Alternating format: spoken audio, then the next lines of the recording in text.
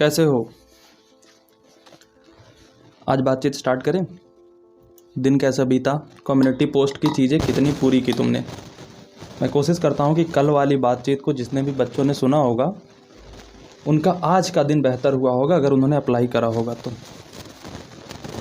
बालक, मैं आज के इस बातचीत में तुम्हें एक कहानी सुनाऊंगा, बट उससे पहले तुम सभी को एक चेतावनी दे देना चाहता हूँ कि जब तुम अपनी तैयारी मेरे साथ कर रहे हो ना, तो फिर बिल्कुल मेरे होके करना। और ये होना बहुत मुश्किल है, सिर्फ मेरे साथ नहीं, किसी के साथ भी। बच्चा जब तैयारी करने आता है तो वो 50% खुद का दिमाग लेके आता है और 50% टीचर का। तो टीचर की बात का वो 50% उठाता है और 50% उसे अपने अकॉर्डिंग मैनिपुलेट करता है और फिर उसे फॉलो करता है। नहीं, ये ऐसी लड़ाई है, या तो मैं लड़ूंगा या तो तुम लड़ोगे। दोनों अगर मिल के लड़ेंगे ना तो बिल्कुल डूबेंगे। मैं भी डूबूंगा, तुम भी डूबोगे। क्योंकि अगर तुम सिलेक्ट नहीं होते हो ना तो तुम ये भूल जाओगे कि तुमने मेरी बात को 50% मैनिपुलेट कर दिया था। तुम ये कहोगे कि स्नेहित मिश्रा की बात मैंने सुनी और उसके वजह से मेरा सिलेक्शन नहीं हुआ। इम्पॉसिबल है। मेरी बात अगर कोई 100% फॉलो कर रहा है और वो सिलेक्ट ना हो, ये इम्पॉसिबल है। क्योंकि मैं सिलेक्शन के कोर फंडामेंटल्स पे बात करता हूँ, ना कि वेज पे, मेथड्स पे। IIT का एग्जाम मेथड्स से नहीं जीता जा सकता। किसी भी तैयारी करने के ना दो तरीके होते हैं, एक प्रिंसिपल्स पे तैयारी करना और एक मेथड्स पे तैयारी करना। नीट का एग्जाम हो गया, वो मेथड्स से क्रैक हो जाता है। IIT का एग्जाम नहीं होता। IIT's फंडामेंटल प्रिंसिपल्स होता है 5-6, उसे अगर कोई बच्चा फॉलो कर लेता है तो उसका सिलेक्शन हो जाएगा। और मैं वही अलग अलग भाषा में अलग अलग शब्दों को चुन करके तुम्हें बताता हूँ, और तुम उसमें अपनी मिलावट कर लोगे ना तो इसके जिम्मेदार तुम रहोगे। तो इसलिए मैं पहले कहा करता था, जब मेरे पास रॉ ऑडियंस थी, जो मेरे पास मेरे लिए जुड़े थे, ना कि सब्सक्राइबर्स देखे कि अब इसके 1 लाख के ऊपर सब्सक्राइबर्स है अब जुड़ता हूँ। जब मेरे 1000-2000 सब्सक्राइबर थे ना, तब मैं सीधा कहा करता था कि जो मेरे गुलाम होंगे उन्हीं को मैं राजा बना पाऊंगा, और जो पहले से राजा बन के आएंगे वो खुद तो गुलाम बनेंगे ही किसी और के, मुझे भी गुलाम बना देंगे, मेरा नाम भी ले डूबेंगे। इसलिए तुम नोटिस करते होगे बीच बीच में मैं ऐसी चीज़ें करता रहता हूँ जिससे वैसे बच्चे मुझसे दूर चले जाएं, और मैं दूर करने में सफल रहता हूँ। क्योंकि मेरे पास जितने बच्चे बचते हैं, जितने तुम लोग सुन रहे हो, तुमने मुझे सुनना चुना है क्योंकि मैंने कहा था। और ये बहुत अच्छी बात है कि मेरे कहने पे तुम किसी चीज़ को सुन रहे हो। तो ये पहली चेतावनी है कि 50-50 वाली लड़ाई ये है नहीं, या तो मैं या तो फिर तुम। बात खत्म। कुछ बन के मेरे सामने मत आना कि भैया मैं 10th का टॉपर था, तो मेरे पास तो कुछ दिमाग होगी ना। कुछ नहीं है दिमाग तुम्हारे पास। सीधी सीधी बात मैं बता रहा हूं तुम्हें। और इससे ना ईगो पे चोट लगती होगी कि हैं, मेरे तो उस टीचर के क्लास में जाता हूं तो वो आप करके बहुत तमीज से बात करते हैं, एकदम मेरे को सर पे चढ़ा के रखते हैं। उन्हीं ने तो तुम्हें डुबाया है।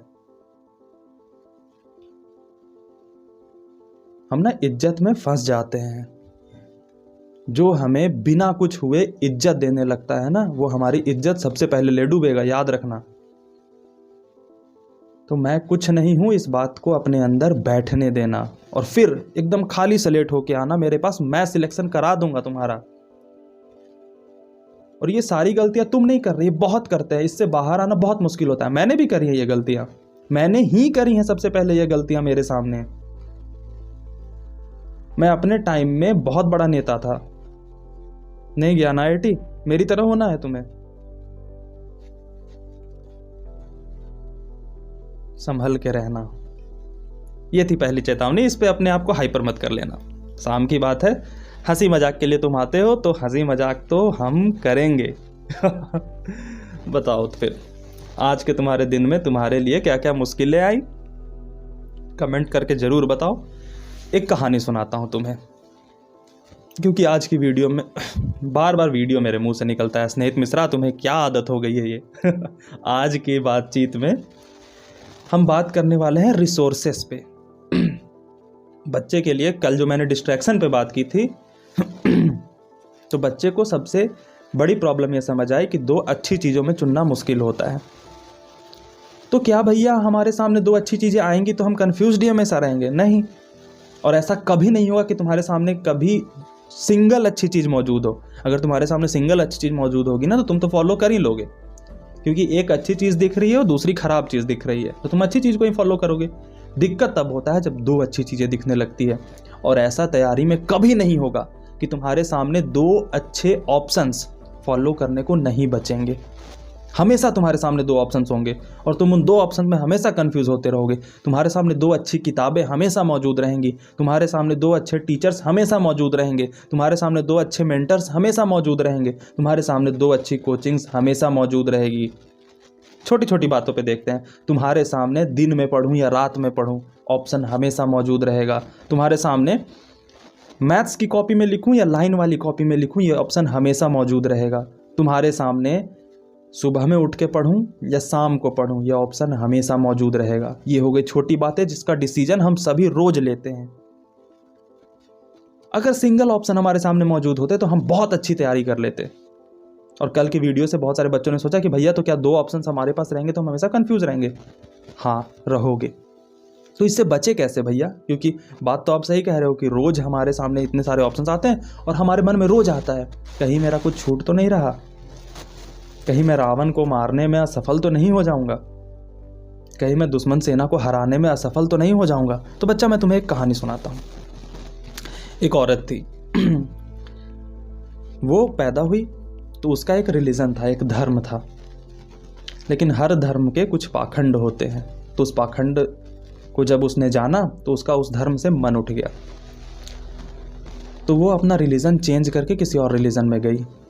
जब वहाँ दूसरे रिलीजन में वो चेंज कर रही थी तो उसका स्वागत वहाँ के रिलीजन वालों ने बहुत अच्छे से करा, बहुत ढोल बजाए, बहुत सेलिब्रेशंस हुए कि अच्छा वाह तुम आ रही हो यहाँ पे, लाइफ का तुम्हारा बेस्ट डिसीजन है ये, पुराना वाला तो बहुत ख़राब था। वो औरत वहाँ पे गई, वहाँ पे उसे फिर पाखंड का पता पड़ा, फिर वहाँ कुछ उसे गलत चीज़ें दिखी, फिर वहाँ से वो निराश हो गई, फिर तीसरे रिलीजन में गई। जब तीसरे रिलीजन में गई तो तीसरे रिलीजन के लोगों ने बहुत खुशी मनाई इसके आने पे, कहा कि अब तुम्हारा लाइफ का सही डिसीजन है, पुराने वाले दो बकवास थे, मैं तो कहता ही था ना। लेकिन फिर वैसा ही हुआ कि फिर उसे तीसरे रिलीजन के भी पाखंड का पता पड़ा और फिर वहाँ से वो चौथे में गई, पाँचवें में गई, और जब जब नए धर्म में जाती हो तब उसका स्वागत बहुत ज़ोर शोर से किया जाता, बहुत खुशी के साथ किया जाता। औरत को भी लगता कि यार मुझे आज फाइनली मिला है वो जिससे मेरी जीवन की नैया पार लगेगी। लेकिन फिर वही होता, उसे उस धर्म के पाखंड पता पड़ते, उस धर्म की गलत चीज़ें पता पड़ती और वो वहाँ से भी उदास हो जाती। थक चुकी थी 10-20 धर्मों को बदल करके। लास्ट में एक संत के पास गई, उसने अपनी बात बताई उन्हें कि गुरुदेव मेरे साथ ऐसी ऐसी चीज़ें हो रही है, मैं हर बार जाती हूँ तो मुझे स्वागत तो बहुत अच्छा होता है, खुश भी होती हूँ, सारे धर्मों की चीज़ें मैंने जानी है, बट मेरे जीवन में वो चीज़ नहीं आ रहा जिसके पर्पज़ से मैं धर्म में जाती हूँ। तो उस गुरु ने कहा तुम घर जाओ बच्चा, तुम्हारे घर के दरवाजे पे तुम्हें सॉल्यूशन मिल जाएगा। वो औरत घर आई, घर के सामने ना एक बॉटल रखा हुआ था, उसमें बड़े सुंदर से लाल, पीले, नीले, ब्लू, हरे, ऑरेंज, वाइट, ये सारे कलर्स के ना सैंड रखे हुए थे, रेत थी, बड़ी खूबसूरत लग रहा था वो बॉटल अंदर से देखने में। उस पर एक कागज़ था, उस पर लिखा था कि इस बॉटल को हिलाओ और सारे रेत को एक में मिला दो। उस औरत ने हिलाया बॉटल को और बॉटल में जो सारे खूबसूरत रंग के रेत थे वो मिल गए आपस में और वो एक गंदा भूरा रंग बन गया। और अब उस औरत को समझ आ गया कि वो क्या कर रही थी। उसके साथ कुछ ऐसा हुआ जो अभी मुझे जो सुन रहे हो उनके साथ हुआ है। मैं इस कहानी का लेसन तुम्हारे लाइफ के लिए नहीं बताऊंगा, तुम मुझे बताओगे कि इस कहानी को सुन करके तुम्हारे लाइफ से क्या रिलेटेबिलिटी लगी, तुम्हारे अंदर कुछ हुआ होगा इस कंक्लूज़न को जान करके कि सुंदरता को जब तुमने मिलाया तुम्हारे अंदर काला, कुछ बुरा, कुछ गंदा बना और तुम्हें वो दिखता है कि यार मैं अगर एक जगह टिका होता ना वो सुंदरता बहुत अच्छी होती। सामने वाली भी चीज़ सुंदर होगी बट अगर मैं उसके पास गया और पुरानी वाली चीज़ ले करके गया ना, दोनों मिल करके बहुत गंदी चीज़ बनाऊंगा मैं। तो तुम्हारे सामने हमेशा जब दो ऑप्शंस हो ना तो दोनों अच्छे भी लग रहे हों तो ये बात जान के रखना कि दोनों अच्छे हो सकते हैं बट दोनों एक साथ जब मिलाओगे ना तो बहुत गंदा रिजल्ट आएगा। तो अपने वाली चीज़ पे हताश मत होना, अपने वाली चीज़ को आगे लेके बढ़ना, कुछ उसमें गंदगी होगी, और सामने जाओगे जो सुंदर दिख रहे उसमें भी गंदगी होगी। तो अपनी वाली चीज़ की गंदगी को साइड छोड़ते चलना और उसके अच्छे चीज़ को लेकर के आगे बढ़ते रहना, ना कि थोड़ी सी गंदगी दिखी तो ढेर सारी जो अच्छी चीज़ें थे उसे भी छोड़ करके नए जगह पे चले गए। बहुत गलत होता है। तो आज की थी ये हमारी बातचीत। कमेंट में तुम बताओगे मुझे कि तुम्हें क्या समझ आया इस बात से, मैं नहीं समझा रहा। मिलते हैं कल, तब तक के लिए बाय बाय, गुड नाइट। मुझे कोई आज की अच्छी चिट्ठी नहीं मिली तुम्हारी तरफ से, तो मैं इंसिस्ट करता हूँ लिखा करो यार, मज़ा आता है पढ़ करके, तुमसे बातें करके। Bye bye, good night.